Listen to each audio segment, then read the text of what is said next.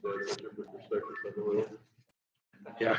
But Dad's perspective is like, really? Well, it's just a different, I don't know, different dynamic. I was working with my brother years ago, and many kids had, they adopted this baby, but they didn't know when the baby, when so all of a sudden they get this call, you have a baby, come again, right? His wife just goes out and she buys all of this stuff for this baby. And he's like, of course, started student. And he said to me, as we were working on building his house next day, he said, nothing makes you forget about the first starting baby in Ethiopia quicker than having one of your own. That's right. And it's just kind of, I mean, it gives you a whole different perspective of. Yeah, what I think for us too, maturing as parents of, when you have their first baby, you go out and you buy all this baby stuff, and it's swings and rockers and, things to heat, bottles and all this stuff. And then you have you have another kid, and you're like, oh, we don't use half the stuff. They don't need it, just,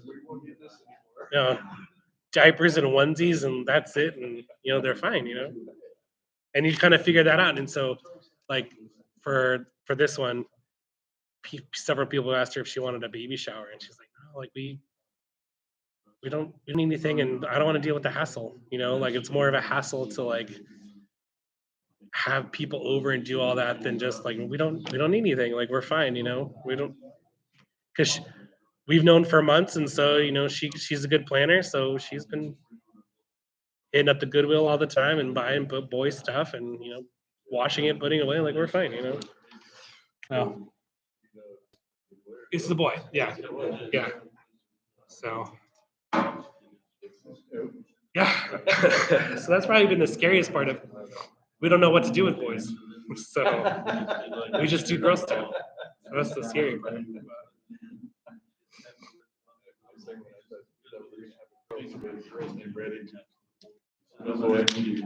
Well, she thought all four of them. She always thought all of them were going to be boys. And, first three were girls, and so with this one, we found out we were pregnant, and we started going through names, and she's like, well, let's talk about boy names. I was like, why?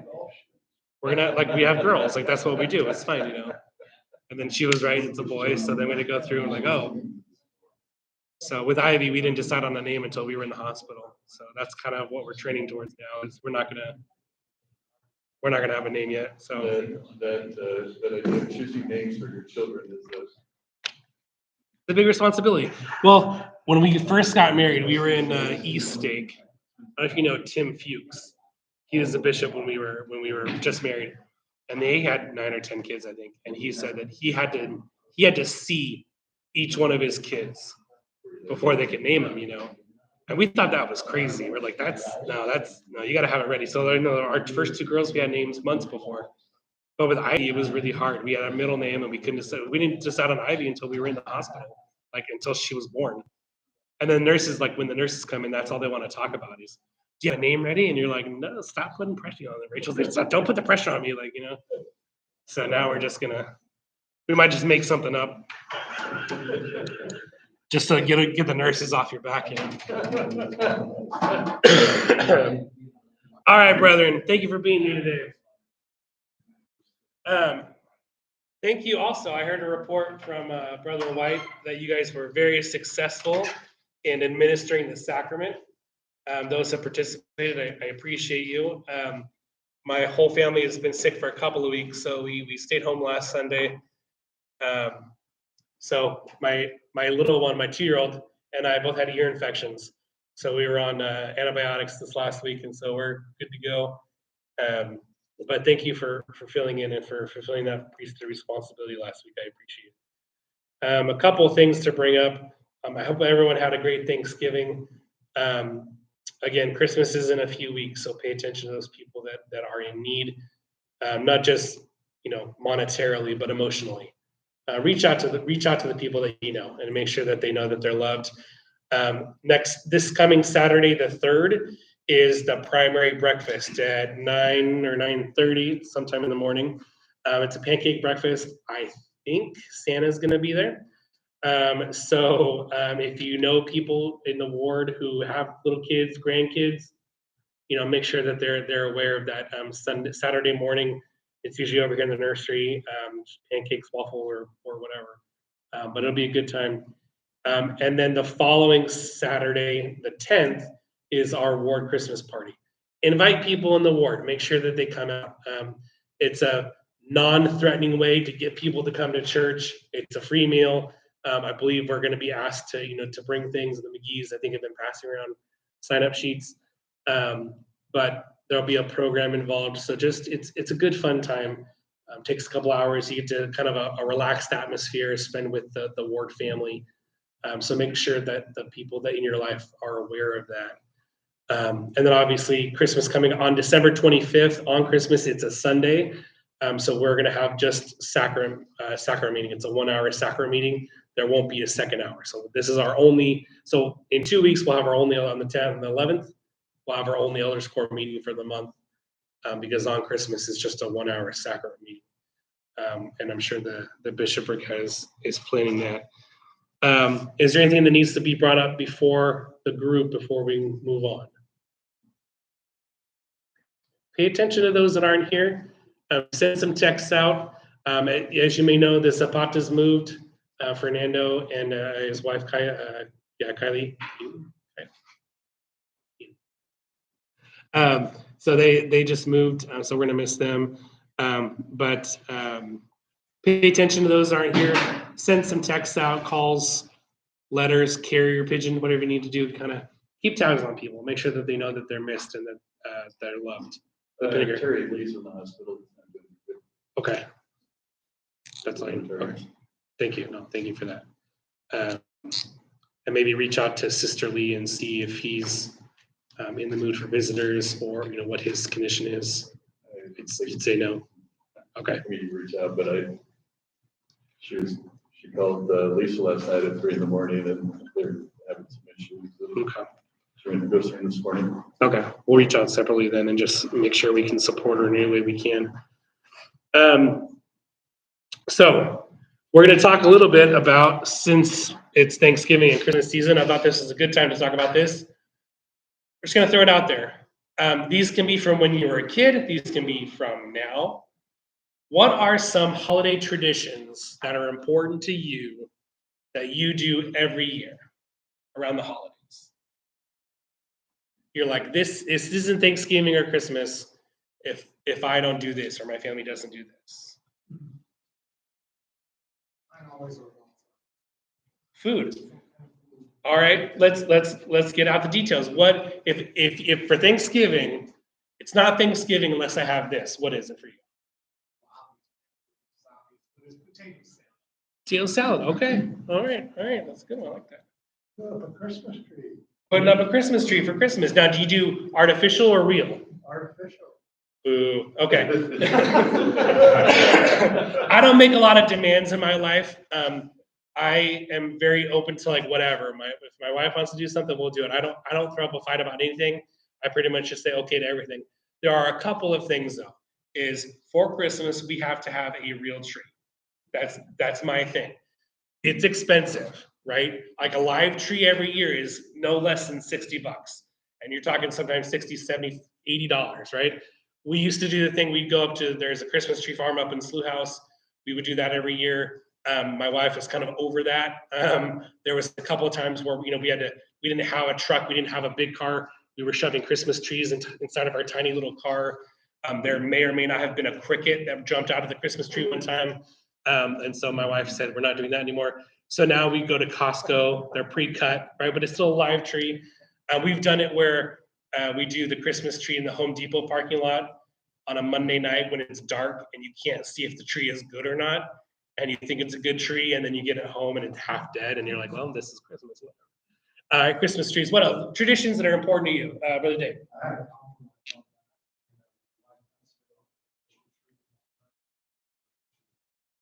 There you go. See, now my parents have done 2 trees, but it's because my mom likes to do a very special decorating on one tree. But I like that. I like the compromise. I like that. Now, do you go big tree for a real tree, or do you have to compromise and get a smaller live tree? No, I try. What else do you have, Brother Day? So my side of the family, we have Dutch and stuff. And so actually, December 5th, we celebrate Santa Claus. And we read the story every year about Santa Claus and how he comes and gives treats to the kids in their shoes. And then we sing the song in Dutch, and the next day, it's treats in their shoes. And if one year your family was like, we don't want to do that, right? Doesn't that? So actually, since I haven't done presents every year because it's kind of like just I always read the story. Now, since last year, this is the first year with Maverick. I did the story, we sang the song, and the presents, all of this. So, it's fun to carry that on and on. It's very cool. I like that. I like that. All right. What else? What are traditions or something for Christmas or Thanksgiving that you have to have? Everybody here. I used to have all these different traditions. Really, I was really into it. You know, did certain things.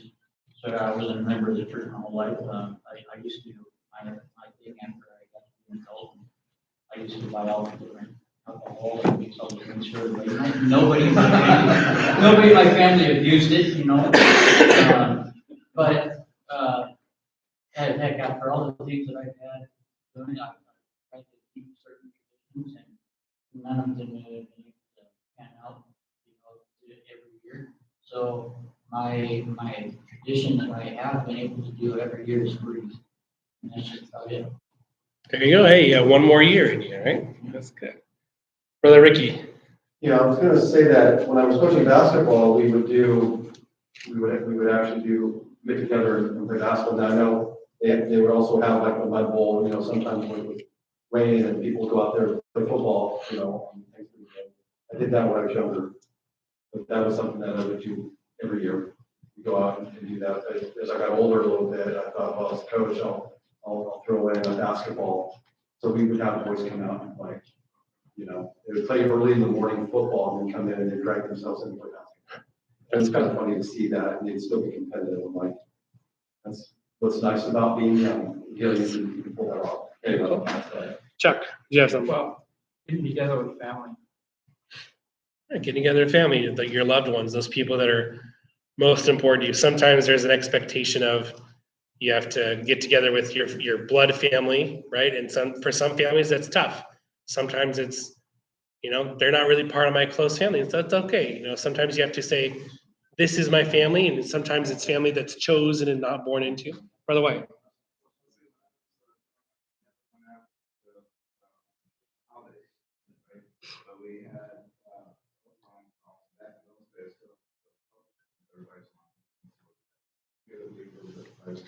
We also sent Christmas card. We still do. We still try to. And I actually, with my schedule, I end up making on New Year's. Thank you. So there's one that I was important to a couple of things. When I was so when we were kids, my mom had this old children's Bible. Now, children's Bible from like the 50s is not like a children's Bible today. A children's Bible from the 50s is basically like a regular Bible, and the illustrations are scary, right? You're like David and Goliath, like, you know, when David cuts Goliath's head off at the end, like it's bloody. Like this is a kid's Bible from like the 50s, but this is pretty graphic, right? So my mom has this kid's reader Bible that was hers when she was a kid. And so my mom would read the Christmas story from this Christmas Bible, from this kid's Bible. And it was kind of a longer version, but my mom always had this like little plastic nativity. And what she does every year is she would read it. She'd read the story of the nativity from this children's Bible, and then she would ask you what the words meant. So we'd talk about they leave Jesus in a manger, and she'd pick one of us and say, all right, what's the manger, right? And, you know, when you're little kids, you're trying to remember like, oh, I don't, you know, I'm terrified. It's like in school, like I don't remember what this word means, right? And as you got older, like we all know what the words meant, but my mom would still do the same thing. right? And so in this thing, it said that Joseph was betrothed to marry Mary. What does betrothed mean? Oh, she's engaged, right? And so she's, even as adults, she's continued that tradition. And now that there's grandkids, we go over. So my mom always did stuff on Christmas Eve. That was when we opened presents and stuff. So when we got married, it made it really easy that my family did stuff Christmas Eve, my wife's family did Christmas Day, and it made it really easy. We just kind of separated like that. But that's still important to me. And so even when there were times where my mom and I maybe weren't necessarily getting along very well, it was important to me that we went over on Christmas Eve and my mom read the Christmas story from this children's Bible.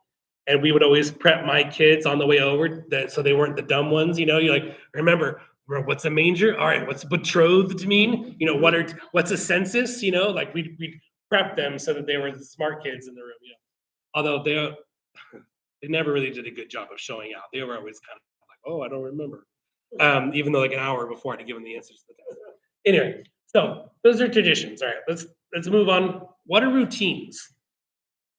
What's a routine that you have every day? That you're like, my day, either going to work or just getting up and doing something. What's a routine that makes you feel better about your day? Take a shower in the morning. Taking a shower in the morning. As my oldest sister got older, she said, taking a shower as you get older isn't about getting clean. It's about getting all your ligaments loose so that you can move. And I said, you know what? I'm starting to feel that too. I'm starting to feel that. All right, taking a shower every day. All right, what's another part of your routine every day that makes you feel like, all right, now I can start my day, or a good part of your day? Scriptures, all right. Since the answer you're looking for is scriptures. Well, no, I'm not looking. I'm not fishing. I want. We're going real talk. All right, scriptures. Why? Why is it important for you to brush your teeth, Garrett? I feel clear. Okay, that's important to you. What else? What's it that you have to do every day, like to feel normal, Brother White? I have Eat breakfast. All right, that's good. Some people are like, I don't have a good stomach in the morning. I can't eat breakfast. Some people are like, I'm not normal if I don't eat breakfast. I need to eat, a stack of pancakes or whatever, right? For me, something that every day is I have about a half-hour drive to work, and so I listen to podcasts. There's sports talk podcasts. Sometimes it's Come Follow Me podcasts, but it's a half-hour drive, right? So I can plug in my phone, and there's no commercials. I can just listen to something for 30 minutes, and the same thing on the way back from work. Kind of helps me relax, either gets me ready for my day. When I was a missionary, about the 15 minutes before we left the house every day, I would sing hymns. I would annoy my companion to no end. And I would because I don't have a great voice, but I would sing hymns in Spanish, right? And just pepping myself like, hey, we're gonna go knock doors. We're gonna go talk to people in the street. I need to be pepped up, right? That was a routine that I had. But if we left the house that morning and I hadn't done that, I wouldn't feel right. I feel off, right? All right, habits. Habits is tough because there's good habits and there's bad habits, right? What's a habit that you have? What's a habit that you have? Energy drink every morning. The habit, right? It's part of your routine, but it's also like, it's a habit. Gotta do it, right? Mine is when we're getting ready to go. My wife and I are going somewhere together. This is like very old guy, right? I can't not sit there and jingle my keys, right? Like standing by the door, because I'm never the reason we're late. I just want to say it. I'm never the reason we're late, right? And so I stand by the door, and even when I'm not trying to be annoying, I can't help but go, right? And you just kind of stand in the hallway. It's a habit that I have, right? It's bad. It's bad. What's another habit that you have, a routine that you have? What's something that this is something I have to do every day? Or just something like I have to do.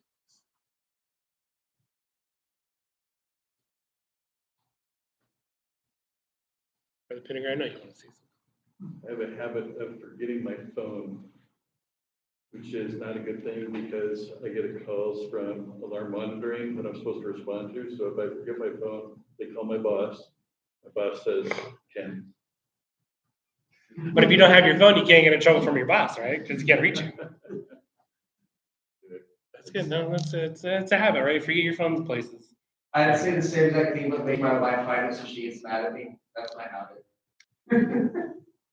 Related, my wife has the habit of she'll ride her phone at 1%. Like she rides that last percent in her battery so hard, right? And I'm like, and we have it set up on Life 360 so we can track each other. We know where we are. And she has a separate circle with two of her siblings. And so her brother and her sister will get notifications like, hey, Rachel's battery is at 10%. Tell her to plug it in. And so her brother just started screenshotting it and sending it to her all the time with like, you never plug your phone in, you know. He eventually turned the notifications off because he was bothering him. For the day. Try to, I did, try to take my checklist, whether I check those off. But does it make you feel better? Yes. Why? Let's talk about why does the checklist make you feel better about your day? I feel like getting stuck. I try to do digital ones, and I found that this is very weird. I don't like using a clean piece of paper. I like using scratch paper and folding it in half and writing it in pen, and then taping it to my monitor at work. And for some reason, that keeps me focused. If I type it out or if I make it look nice, or I put it on a Word doc on my screen, it doesn't work. But I have to like take a crappy piece of paper. I don't know, it's a weird, right? You have like weird things about it. You're like, no, this is what helps me function during the day, right? It's all, you know, that's just the weird things, right? So traditions, routines, habits. Now we're going to transition into this talk. And we're going to talk about, all right, what are these things that are part of our normal lives that are gospel related? So other Pinos talk, let doing good be our normal, right? And so normal, let's replace that word normal with our tradition, our routine, our habit, right? Let doing good things be our normal and not out of the ordinary. So we're gonna, in the second paragraph of the talk, he says, we all have customs and traditions that are personal from our family or from the community in which we live, and we hope to keep all those that align with the principles of the gospel. Edifying customs and traditions are fundamental to our efforts to stay on the covenant path, and those that are an obstacle we ought to reject. A custom is the practice or the frequent and habitual way of thinking for a person, culture, or tradition. Frequently, the things we think and do in a habitual way we recognize as normal, right? So for those that have been married or for those that have been in relationships before, when you get with another person, you start dating someone, have you had that moment where this other person goes, why do you do that? And you go, I don't know, that's what everybody does, right? And your person says, no, that's weird. And you go, I don't know, we grew up doing it that way. Does your family do that? No, I've never seen anybody do that before. Oh, okay. And in this talk, Elder Pino gives some examples like that about eating certain things, right? Of, oh, this is weird. And like, no, it's not weird to these people. This is how they do it. Brother White. Weird.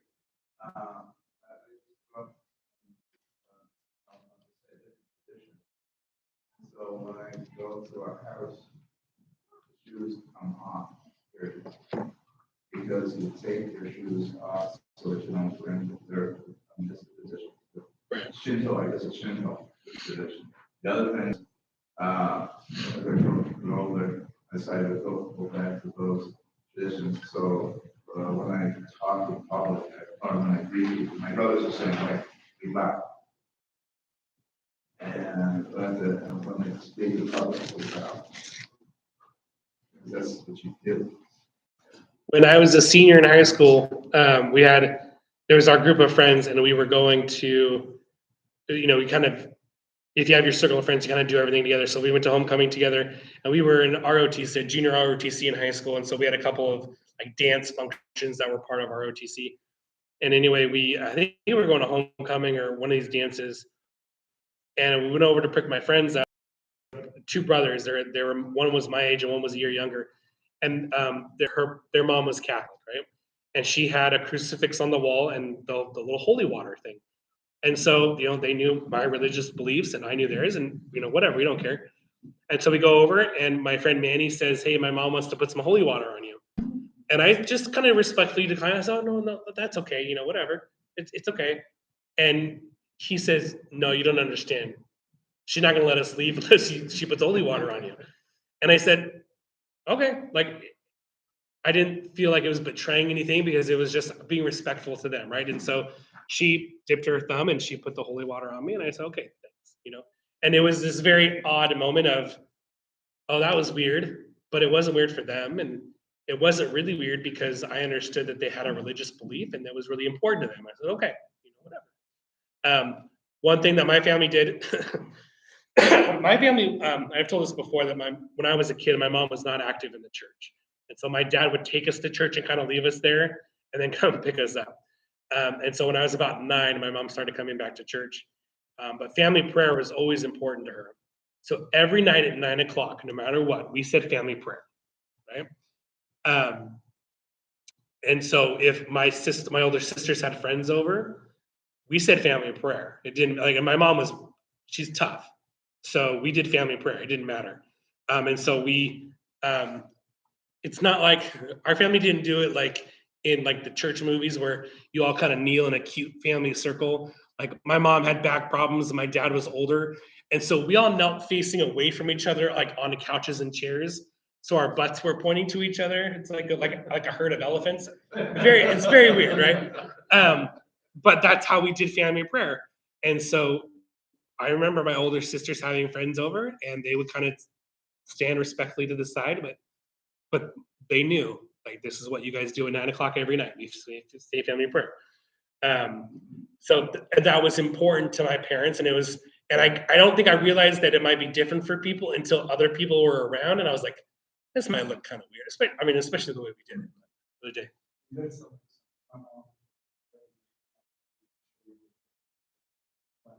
All of them always did, always were very hard. And my wife's family, some of those, one of those moments where she kind of what you guys talking about, Wayne, what is it? Why do you talk here? So it's like, No, and it's like, especially when you're dating or married, but as you get to talk to other people, you go, oh, like, I thought every family was like this, or like, why don't you do that? And sometimes it can make you feel a little ashamed, like, oh, I don't know. Then, like, if you're not mature enough, like, I remember being like a teenager and being kind of, oh, why does my family do this? My family must be weird, right? Like, well, I don't know why we do this, right? But those are those things of those traditions, routines, and habits that make up who we are. So before we jump to the next part, we're gonna talk about a couple things.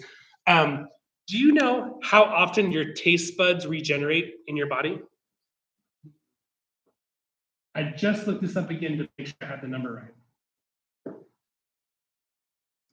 Every 2 weeks. Your taste buds regenerate every 2 weeks, the cells. Every 2 weeks. So if you don't like the way something tastes, you try it for a couple of weeks, right? You're gonna have new taste buds. Like, literally, I'm gonna write it. Literally, new taste buds every 2 weeks. Okay? All of the cells in your body, there's trillions and trillions of cells. I just looked this up again to make sure I have the numbers right. Every 80 to 100 days, so we'll call an average, every 90 days, basically through all of your body, every one of your cells is regenerated. Every 3 months, you're basically a new person, right? So I'm gonna take that a step. It doesn't feel that way sometimes, right? New cells, right? So, and I heard this recently. I brought this up because my wife brought it up because it was important, and she really liked the idea that a lot of us in this room might have childhood trauma, right? Maybe some of us were neglected or abused, or even as young adults or teenagers, terrible things have happened to us, accidents, health issues, right? that person that happened to is not here today, right? You are not the person that happened to. You are a new person.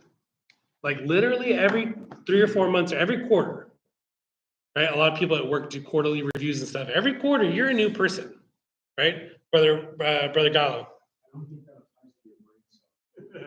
It might not, but let's say the rest of it.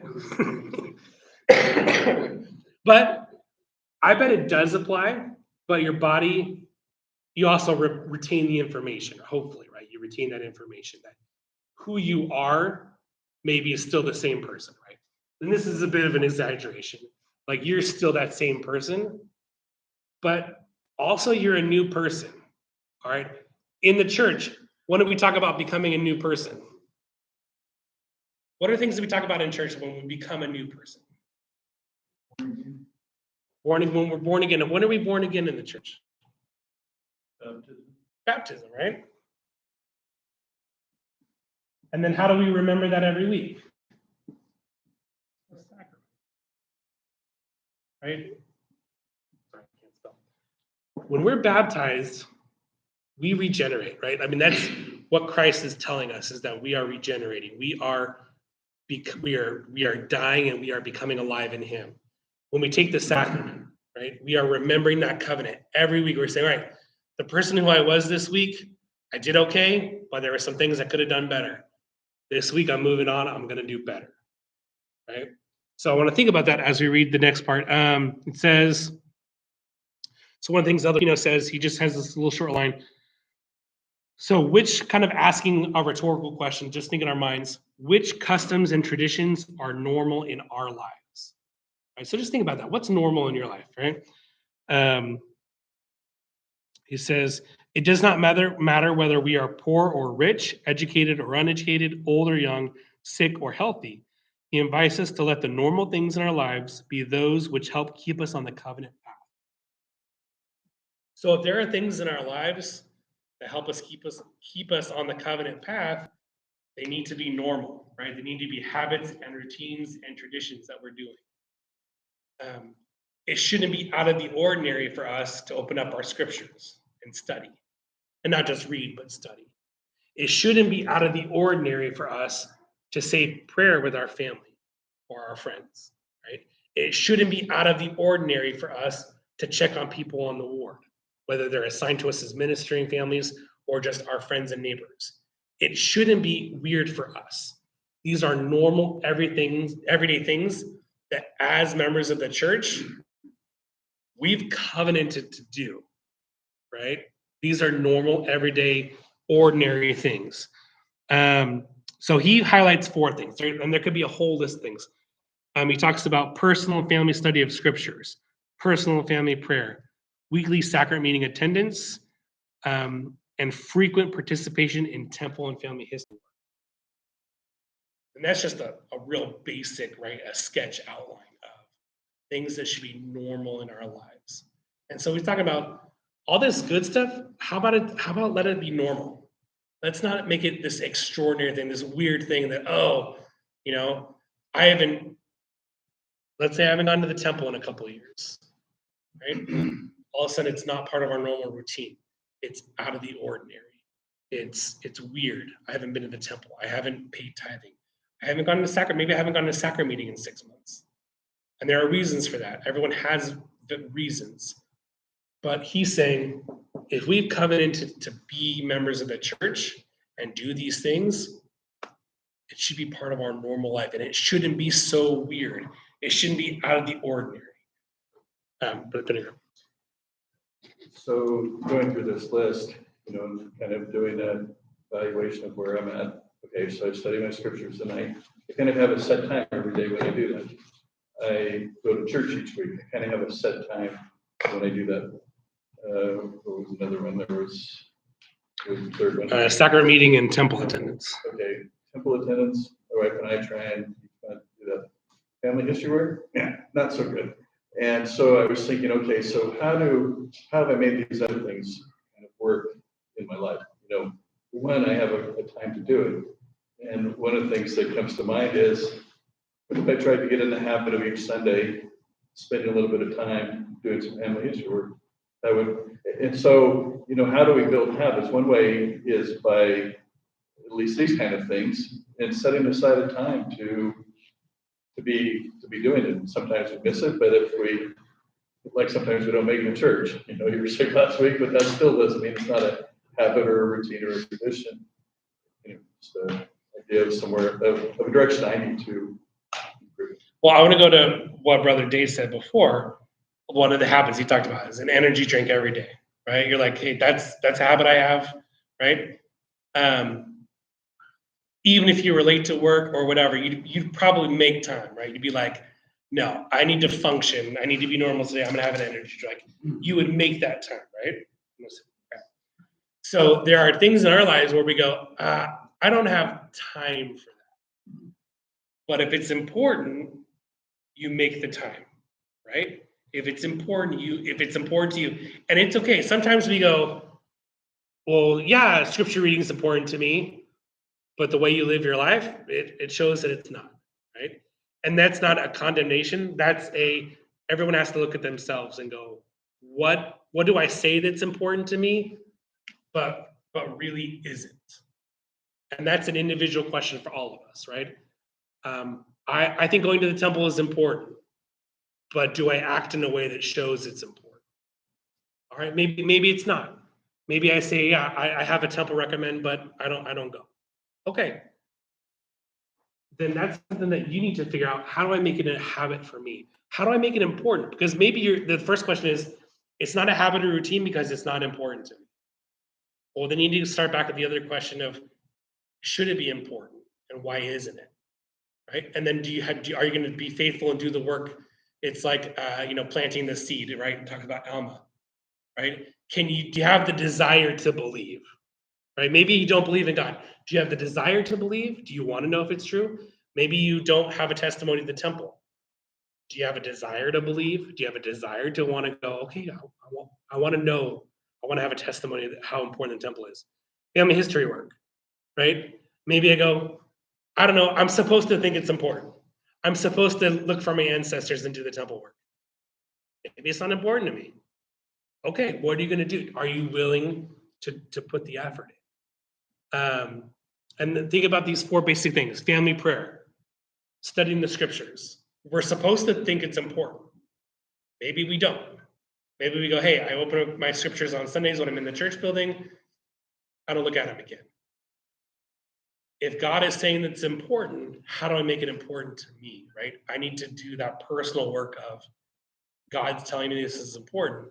I need to make it important. I need to make it a routine. It shouldn't be so out of the ordinary. Just Too quick, I just had a grandfather who was a justice of the peace, American court found in the 1950s. And I have he kind of had 2 families, an older family and a younger family. I was asking the kids in the older family, what was it like being raised by a judge? And one of them said, in small doses, he was okay. But if he gave you the whole load, it was pretty bad. And then another story, when I was serving as bishop, this guy came in, he's coming back to church. And I was just so excited that he was coming back to church. And I said, we can do this, and this, and this, and this. And he, being smarter than me, said, I'm going to get to all those eventually. But from now, I'm just going to take this next step. And I think all of us in our lives probably, if we try and do it all at once, it's hard to do those things. But we can each individually decide what's a good next step for me in terms of what's a routine that I would feel comfortable, a habit that I would feel comfortable developing that would draw me closer to my Heavenly Father. And it's about building those basics, about building a foundation, right? All right, maybe I don't read my scriptures every day. All right, what do I start with? 10 minutes a day, right? Maybe I don't have a way to organize my time yet.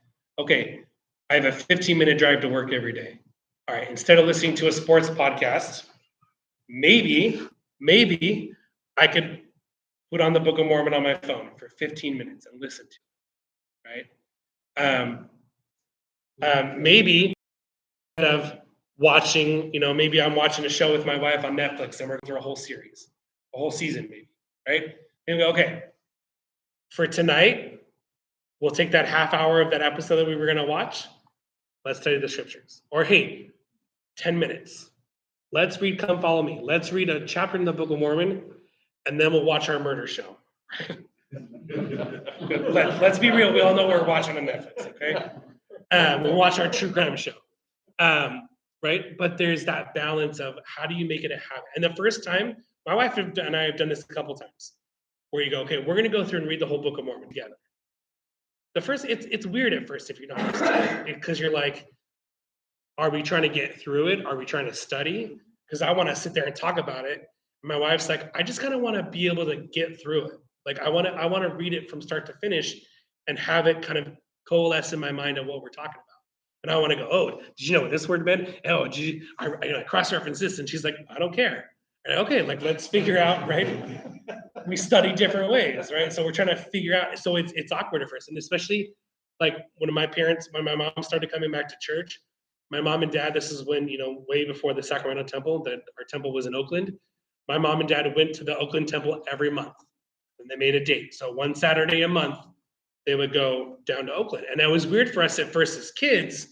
At first it was nice because I was like 10, 11, 12 when they started doing this. And, not to have your parents here on Saturday morning, that's the best TV, right? You're not doing chores because your parents aren't there yelling at you. And so I'm getting up, I'm just in my pajamas, eating cereal, and watching like 5 hours of TV, right? It was great. And then my parents were like, no, we're gonna give you a whole list of chores while we're gone. And the temple wasn't so fun for me because my parents were going to the temple and I had to do chores, right? So I was correlated those things in my mind.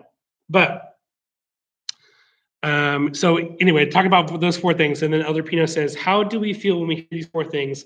Are they part of our normal lives? Again, maybe some of it is and some of it isn't.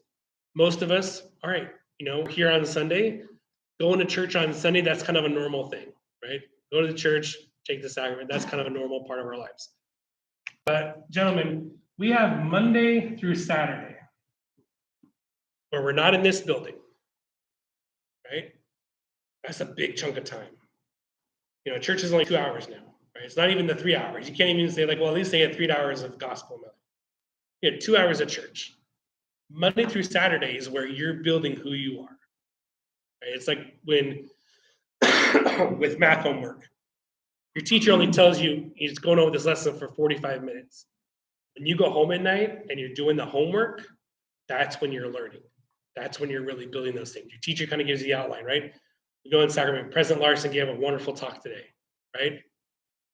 If we don't take that and apply it in our lives, right? If we don't take that and go, what am I doing Monday through Saturday? It doesn't matter. Otherwise,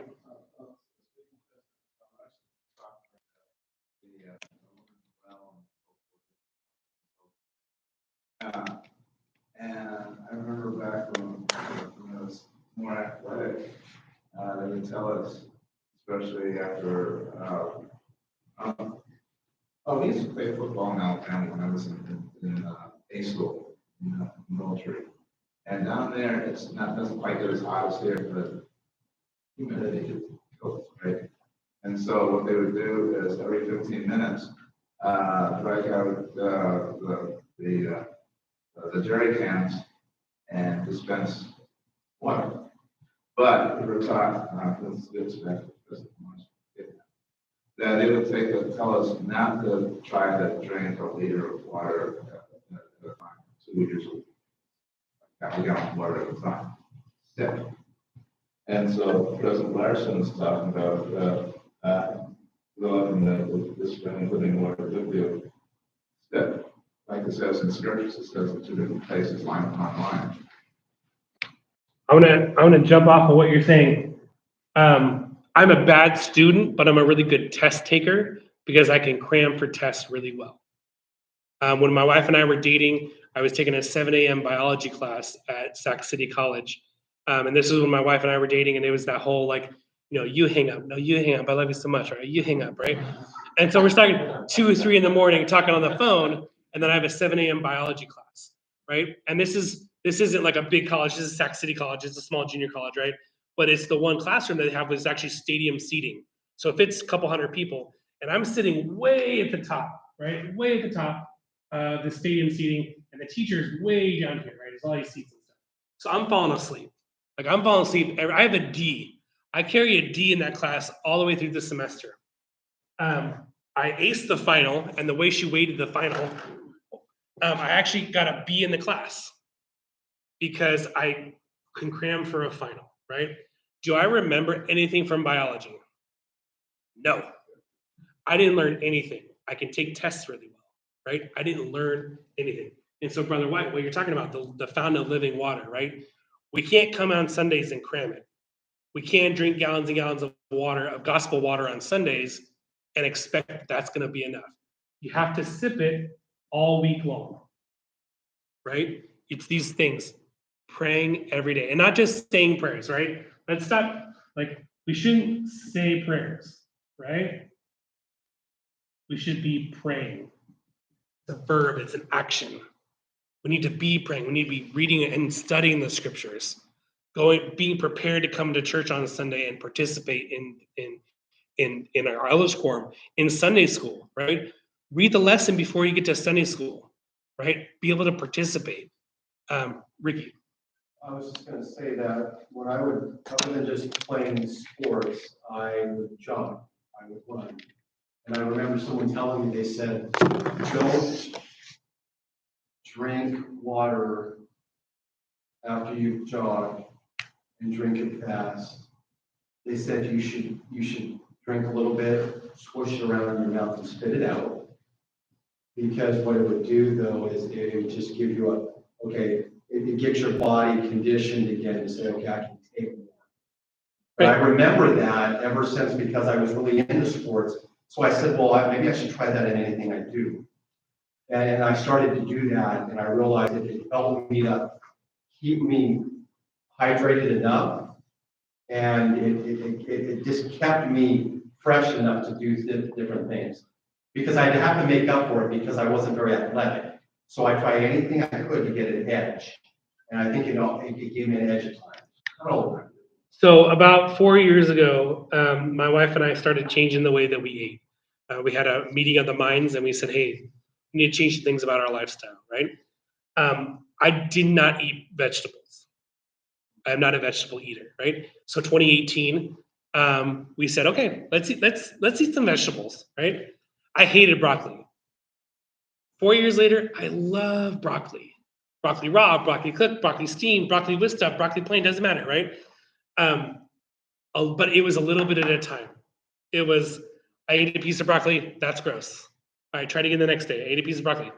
No, still gross. They're lying to me, right? Broccoli does not taste good. They're liars. Everyone's a liar, right? No. A little bit at a time, right? Scripture reading. Hey, I'm gonna read scriptures for 2 hours. And then you throw your scriptures down and you go, I didn't learn anything, I didn't understand it. I'm never doing this again. It's like reading Shakespeare. It doesn't make sense. Right? Okay, little bit at a time. With the spirit, with the right intent. Go into the temple. I don't understand what happens at the temple. The temple's weird. Keep going. Do the family history work. Take someone's name that means something to you. Right? Instead of just doing a random person name. We're gonna Garrett, go ahead. I want to give another analogy to the water. So, me and my job, I'm in my truck, and so I'm not always next to a bathroom. And I would have the scene where I'd have to go randomly. Like, it was embarrassing. Can you imagine that? So I went to the doctor. I'm like, look, I've always had these problems holding it, and now I can't hold it at all. And he said, sip the water rather than chugging it. And so as I've been doing that, I can go through the day a lot longer and get a lot more done. So the water can serve its purpose. We want to wrap it into the entire lesson, make it small bits. I can use it for what it's built to do and not just overflood me, then it all comes out. Sipping it, keeping it in your body, it's like medicine, right? Sometimes you have to get a big dose to start, and then it's, hey, a little bit of medicine all through the day is going to help you, right? We need to end, but brethren, think about this, right? These are questions that you have to answer on your own. What are the things in my life that I need to make normal? I need to turn into routines and habits, right? Try it a little bit. Do you have gospel discussions at your dinner table, right? Do you talk to your wife or your family or friends about gospel topics? Or is that kind of weird to you? Okay, Try it. Hey, at church, or what did you like about President Larson's talk today? Right? Or what did you learn in Relief Society today? You know, you've got grandkids. What did you learn in primary today? Have a discussion with them. Oh, I didn't learn anything. Okay. Hey, here's something I learned, right? I have teenagers. They never learned anything at school, is what I've learned, right? What'd you learn today? Nothing. What'd you do today? Nothing. It was boring. It was stupid. Okay, right? Then I'll tell you what I learned today, right? And I try to make it 2 minutes or less, right? Our gospel topics, a lot of time, our gospel discussions at home, 2 minutes or less, because that's all they can stomach, right? That's all they want to listen to. Hey, I read the scripture. I thought about this. I read this talk. President Nelson said X, Y, Z is really important. That's how I related to our family. Done, right? But brethren, these are things that we need to make normal in our lives. Talk to your spouse. Talk to your family. Talk to the people that you live with. How do we make it normal? How do we make it not weird? And if we do that, our lives will change. Our cells, like I said, we're regenerating all the time, right? You can be a new person in 3 months. I really believe that. I say that in the name of Jesus Christ. Amen. Brother Pinniger, would you offer a closing prayer for us? Our Father in heaven, we're thankful to be here today for our core meeting. We're grateful for blessings of the gospel in our lives. We pray that that would bless each of us, especially we have special challenges at this time. We ask you for thy blessings upon our lives. Help us to be sensitive to the needs and feelings of others. We pray that that bless Brother Lee and bless Joel's son and bless others who might have special needs at this time. And we pray that watch over us this Sabbath day. Help us to develop good habits. We pray in the name of Jesus Christ. Amen. Amen.